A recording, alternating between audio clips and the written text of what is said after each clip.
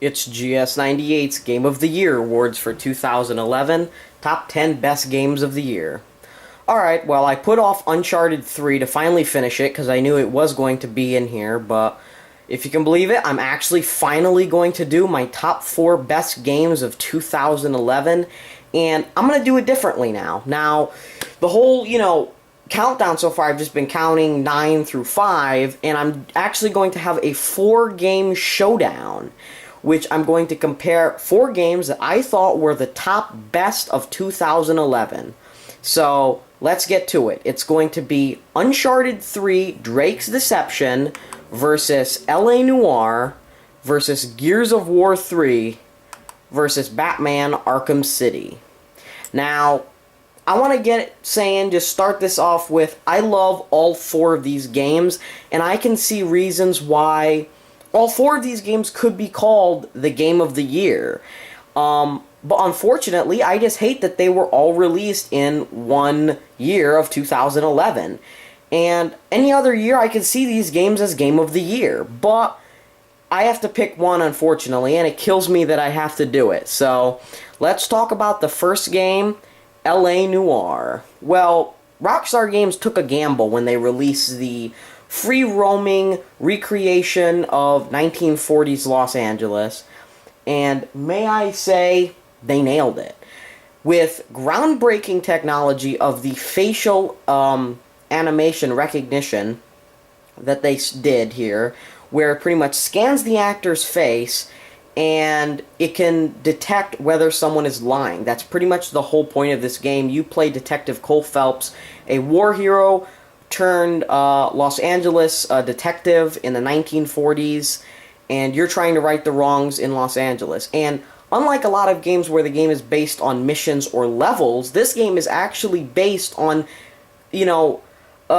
different missions and different cases. So there is a story when it gets down to it. There is a whole, big conspiracy at the end, but for most of the game, it's just you getting from case to case. It's almost like watching an episode of Criminal Minds or Law and Order, where it's just different cases in these detectives' jobs, and they have to solve it, which is pretty cool, and we've actually never gotten a game like that. So that's what makes L.A. Noire completely unique. And I actually, in this countdown, I'm actually going to have a separate awards thing where I'm going to announce, let's say if a game wins Best Graphics, I'm actually going to say which game I think is the best graphics, Best Xbox Game, Best PS3, Best Action Adventure, Best Multiplayer, yada yada yada. And that's what I'm going to do. So, L.A. Noire is our first nominee. The second nominee we're going to have is Gears of War 3. And this is the complete shooter package of the year, without a doubt. I mean, you've got the new Horde mode that's in, the new revamped Horde 2.0 multiplayer, a campaign that wraps up the story of Marcus Phoenix and Delta Squad, and a Beast mode, a new game mode, which is kind of like the Locust's perspective on Horde. And I just applaud Epic Games for doing this epic style of game and giving it a fitting ending. This is the most complete ending you could want for this series, and they ended it perfectly, and I can barely find any flaws with the story or campaign. They did everything they were trying to do and more. So Gears of War 3 is our second nominee for Game of the Year. And before I actually go away from Gears of War 3, I'm going to say that this is one of the best $60 purchases I have made in a while, and that is saying a lot. So our next nominee for Game of the Year is Uncharted 3 Drake's Deception.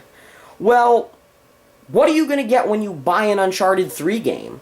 You are going to get a great story, an exciting thrill ride of a story, a set of characters that you're going to love and root for during the whole way through, exciting thrill ride, edge-of-your-seat campaign, Indiana Jones style, and a great voice acting cast. I'm going to say that Uncharted, actually just the Uncharted series in general, is the best voice acting cast I've ever seen in any game ever. And I'm actually going to have best male and female best male and female voice actors too as a category. It's not going to be a separate video, it's still going to be here, but it's just outstanding, and you know what you're going to pay for. You know what you're going to get when you get an Uncharted game. You know it's going to be just an epic game that you will be so proud that you spent $60 on. And our fourth and final nominee for Game of the Year is Batman Arkham City. And if Rockstar Games can get a free-roaming game right, a free-roaming detective game right with L.A. Noire, if Epic Games can get a third-person shooter, cover shooter game right, it's Gears of War 3. If Naughty Dog can get a Indiana Jones style of a game of like Uncharted 3 that's a thrill ride of a game, then Rocksteady can make the best superhero game ever, and that is Batman Arkham City. This game is bigger and better and just unfreaking believable compared to Arkham Asylum. It is the best superhero game I've ever played, and by far the best licensed game I've ever played. Rocksteady just did an absolutely fantastic job with Batman Arkham City. Not getting, the, comical style of character, like the Adam West, and making it a children's game. They took the Dark Knight, that we've come to love, my favorite superhero of all time, and they made him a dark character, which is awesome. They made him the Dark Knight, which he is supposed to be. And it's funny, I can remember in E3 2009 when they announced Batman Arkham Asylum, everyone was kind of turning their heads saying the game just looks like a beat-em-up. And then here we are, 3 years later, and actually, 3 years later, and they did Batman Arkham City, and it's just outstanding. And Arkham Asylum was outstanding. So, let's keep in mind this, alright everyone?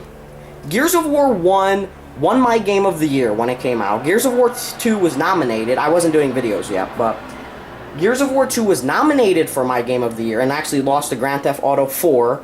Rockstar won my Game of the Year in 2008 and 10 for Grand Theft Auto 4 and Red Dead Redemption. And Uncharted 2 Among Thieves actually won my Game of the Year in 2009. So, keep all of this in perspective. All of these games are excellent, and Batman Arkham Asylum was nominated for my Game of the Year and actually lost to Uncharted 2. But, just keep this in mind when we wrap up here in my Game of the Year awards, and, alright, it's an epic battle. The stage has been set. What will win my Game of the Year? Find out next.